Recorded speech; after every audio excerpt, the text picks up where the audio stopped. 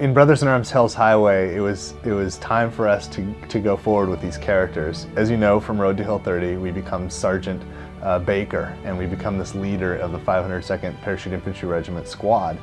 Operation Market Garden, the operation from history that Hell's Highway covers, was a very, very interesting situation, right? The whole point of Market Garden was a plan by Montgomery to try to end the war before Christmas. The plan was to use paratroopers to capture a series of bridges along a highway and then to race tanks down this highway to get into Germany and maybe even get into Berlin and end the war.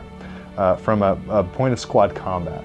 We really wanted to do something interesting here, and we had an opportunity because now Baker and Hartsock are attached to a recon unit, and they're attached at the HQ level. So now they have assets available that they didn't have before. So now we can have things like an actual machine gun crew that I can order around, and they can set up, and they can put that machine gun fire on anything I want. Or have a bazooka team under my command, or a mortar team, or a radio guy who can actually call in for artillery support, for air support when it's available. And these assets are amazing. They create a whole bunch of new options in terms of gameplay on the battlefield. We can go prone now. We can actually get down flat on the ground and walk around. We have a first-person actor. I can see myself in the world, and when I maneuver through the world, it's me interacting with it. So when I get to a wall, I can actually vault the wall. I can actually climb over the wall. If I look down, I can see my hand touching the wall. As good as any third-person game I've ever seen, where the third-person animations are perfect with the environment. We're now doing that in first person. And there's a whole bunch of these kinds of things, these little things that might have been considered weaknesses, where we're giving those attention, and we care to make, we care to make the best experience we can make. So we want to cover that stuff too. We like to be seamless as possible, and we've developed some techniques that we use to help draw our attention to things that matter.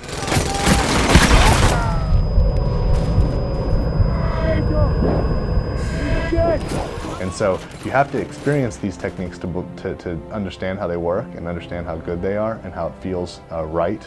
But it's a really exciting new thing, and so far there hasn't really been much of this, nothing like what we're doing ever done in a first-person shooter before.